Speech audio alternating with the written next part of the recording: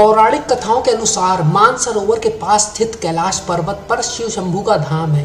आप ये तो जानते ही होंगे कि कैलाश पर्वत पर भगवान शिव अपने परिवार के साथ रहते हैं, पर ये नहीं जानते होंगे कि वह इस दुनिया का सबसे बड़ा रहस्यमय पर्वत है।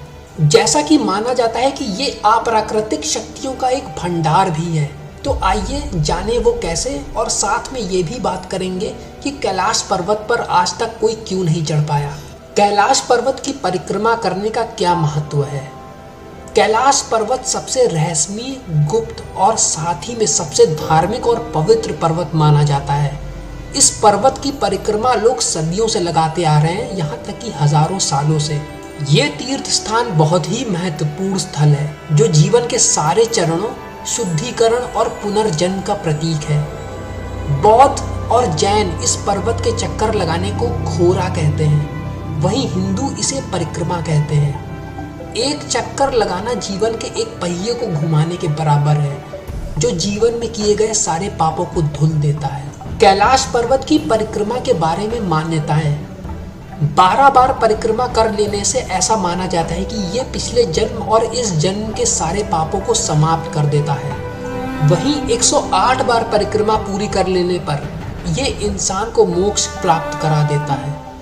एक खोरा यानी एक चक्कर लगा पाना ही बहुत मुश्किल है, क्योंकि इस जगह तक पहुंच पाना ही बहुत कठिन है और खतरे से भरा हुआ है। ऐसी जगह जहां पार्वती जी ने की थी कठिन तपस्या, इस जगह को गौरी कुंड कहा जाता है। ये कुंड हमेशा बर्फ से ढका रहता है, मगर तीर्थ यात्री बर्फ हटाकर इस कुंड के पवित्र जल में स्नान करना नहीं भूलते। 7.5 किलोमीटर तथा 80 फुट गहराई वाले इस झील में माता पार्वती ने भगवान शिव को पति रूप में पाने के लिए घोर तपस्या की थी। मानसरोवर झील की खोज। ऐसा माना जाता है कि महाराज मानधाता ने मानसरोवर झील की खोज की थी और कई वर्षों तक इसके किनारे तपस्या की थी, जो कि इन पर्वतों की तलहटी में स्थित है। बौद्ध लोगों का मानना है कि इस जगह में बीचों बीच एक पेड़ पाया जाता है, जिसमें से निकलने वाले फल किसी भी तरह के शारीरिक व मानसिक रोगों को पूरी तरह से दूर और ठीक कर सकते हैं। हिंदू इस पेड़ को कल्प वृक्ष के नाम से भी बुलाते हैं। मानसरोवर झील लगभग 320 किलोमीटर के क्षेत्र में फैली हुई है। इसके उत्तर में कैलाश पर्वत है और पश्चिम में रक्षातल यानी राक्षसतल झील है। पुराणों के अनुसार मीठे पानी की मानसरोवर झील की उत्पत्ति भगीरथ की तपस्या से भगवान शिव के प्रसन्न होने पर हुई थी। ऐसी अद्भुत प्राकृतिक झील इतनी ऊंचाई पर किसी भी देश में नहीं है। पुराणों के अनुसार शंकर भगवान द्वारा प्रकट किए गए जल के वेग से जो झील बनी, उसी का नाम मानसरोवर झील पड़ा। कैलाश पर्वत क्या सहस्त्रा चक्र है? एक और मान्यता है जो कैलाश पर्वत के रहस्य को और भी गहरा बना देती है। ऐसा माना जाता है कि सहस्त्रा चक्र वास्तव में हमारे शरीर में पाया जाता है, जो हमारी परम चेतना का मुख्य केंद्र है, यानी हमारी सुप्रीम कॉन्शियस का मेन सेंटर, जिसे शिव भी कहा जाता है। जब हमारी कुंडलिनी इस मुख्य केंद्र पे पहुंच जाती है, तब उसका मिलन शिव से हो जाता है। इसी चीज का भौतिक रूप है कैलाश पर्वत, जहाँ पे शिव की ऊर्जा पृथ्वी में केंद्रित है। हिंदू मान्यताओं के अनुसार भगवान शिव जी कैलाश पर्वत की चोटी पर रहते हैं और इस जगह को स्वर्ग भी माना जाता है, जो आत्माओं का अंतिम ठिकाना है और दुनिया का आध्यात्मिक केंद्र। पुराणों में दिए गए कैलाश पर्वत के बारे में विवरण। पुराणों में दिए गए विवरणों के अनुसार कैलाश पर्वत के सामने वाले 4 भाग स्फटिक, रूबी, सोना और नीले रंग के पत्थरों से बनाए गए हैं।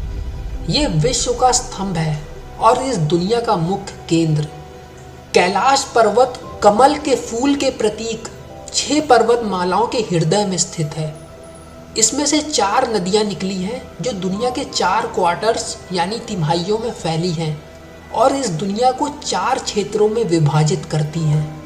ये बातें कैलाश पर्वत से जुड़े रहस्यों को और भी गहराती चली जाती हैं। यम का द्वार। यम का द्वार टारबोचे नाम की जगह पर पाया जाता है, जहां से डार्चमैन नाम की जगह पर गाड़ी से पहुंचने में लगभग आधे घंटे का समय लगता है। यम द्वार का हिंदी में सीधा साधा अर्थ है मौत के देवता का द्वार। ये जगह कैलाश पर्वत पे परिक्रमा शुरू करने का पहला बिंदु स्थल है। इसको तिब्बत में चोटेन कैंग निगी के नाम से भी जाना जाता है, जिसका मतलब होता है 2 पैरों वाला स्तूपा, यानी 2 पैरों वाला एक बौद्ध मंदिर।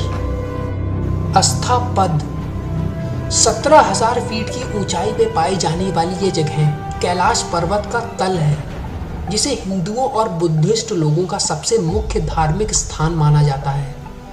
इस स्थान को जैन लोगों का भी मुख्य तीर्थ स्थान माना जाता है, क्योंकि 24 जैन तीर्थकारों के सबसे पहले तीर्थकार श्री आदिनाथ भगवान ने इस जगह पर निर्वाण की प्राप्ति की थी। वास्तव में अस्थापद का मतलब होता है 8 कदम या 8 पग। संस्कृत में अस्त का मतलब होता है 8 और पद का मतलब होता है कदम, जिस वजह से इस जगह का ये नाम पड़ा। राक्षस ताल यानी रावण ताल कैलाश मानसरोवर के निकट ही एक स्थान है, जहां राक्षस राज रावण ने भगवान शिव की कई बार घोर तपस्या करके उनसे अनेकों वरदान प्राप्त कर लिए थे। उस स्थान का नाम है राक्षस ताल। इसे रावण ताल के नाम से भी जाना जाता है। वास्तव में रावण से भी पहले बहुत से राक्षसों ने इस स्थान पर तपस्या करी थी, तभी से ये राक्षस ताल के नाम से जाना जाने लगा। पर लंकेश्वर रावण द्वारा इसी स्थान पर तपस्या किए जाने के पश्चात ये स्थान रावण ताल के नाम से प्रसिद्ध हो गया, और रावण के बाद कोई भी इस जगह पर जाकर तपस्या करने की हिम्मत नहीं जुटा पाया। हालांकि इस जगह पर अभी भी कुछ तांत्रिक आते हैं और उनकी साधना बहुत ही गुप्त होती है। वो किसी भी इंसान से बात नहीं करते, न ही मतलब रखते हैं। उनकी तपस्या एक रहस्य से कम नहीं है। कहा जाता है कि यहाँ पर आने वाले तांत्रिक उन्हीं साधनाओं को सिद्ध करने आते हैं जिसे कभी रावण ने कर लिया था। अब हम बात करते हैं कैलाश पर्वत पर आज तक कोई क्यों नहीं चढ़ पाया। इस बारे में कई मत हैं और कई विश्वास हैं। दुनिया का सबसे ऊंचा पर्वत माउंट एवरेस्ट, जिसकी ऊंचाई है 29,000 फीट और करीबन 4,000 लोग इस पर आज तक चढ़ चुके हैं। वहीं दूसरी जगह कैलाश पर्वत, जिसकी ऊंचाई 21,767 फीट ही है। इस पर्वत पे कोई आज तक नहीं चढ़ पाया। बहुत से लोगों का मानना है कि इस पहाड़ पर भगवान शिव जी ध्यान की मुद्रा में बैठे रहते हैं और यही वजह है कि वहाँ तक कोई पहुँच नहीं पाया। पर क्या ये सच है?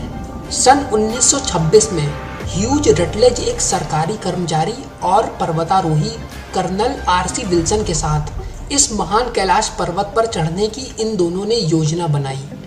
रटलेज ने कैलाश पर्वत के उत्तरी हिस्से को 6,000 फीट ऊंचा बताया। उनका कहना था कि उस जगह से चढ़ा नहीं जा सकता।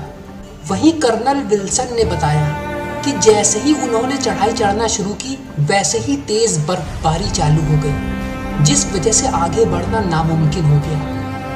एक और पर्वतारोही जो एक रशियन थे, उनका नाम सर्जी सियास्टिकोव था।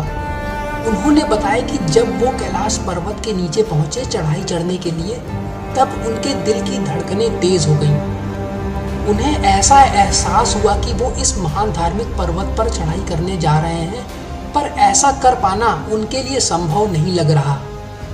वो अचानक से दुर्बलता महसूस करने लगे और उनके मन में ऐसे विचार आने लगे जिनसे उन्हें लगा कि उनको इस पर्वत पर चढ़ने के फैसले को बदल देना चाहिए। और जैसे ही उन्होंने अपने इस फैसले को बदला, उन्होंने अपने आप को किसी चीज़ से मुक्त या रिहा होते हुए महसूस किया। इतिहास बताता है कि कैलाश पर्वत पर चढ़ने के और इस पर्वत को जीतने के कई प्रयास किए गए, पर इस योजना में कोई भी सफल नहीं हो सका। आखिरी बार इस पर्वत पर चढ़ने का प्रयत्न स्पेनिश सदस्यों ने सन 2001 में किया था, जिन्हें चाइना सरकार ने अनुमति दी थी। पर ऐसा करने से कैलाश पर्वत के प्रति आस्था रखने वालों का इस फैसले के प्रति आक्रोश भड़क उठा, जो इस पर्वत को एक धार्मिक और सिद्ध पर्वत मानते हैं, जिनमें हिंदू, बौद्ध और जैन धर्म के लोग भी शामिल हैं। इसी घटना के बाद से सरकार ने इस पर्वत पर चढ़ाई करने के प्रयासों पर हमेशा के लिए बैन लगा दिया। इसी के साथ कैलाश पर्वत के सबसे बड़े रहस्यों का ये दूसरा भाग समाप्त होता है। पहला भाग देखने के लिए आप पीछे के वीडियोस में जा सकते हैं।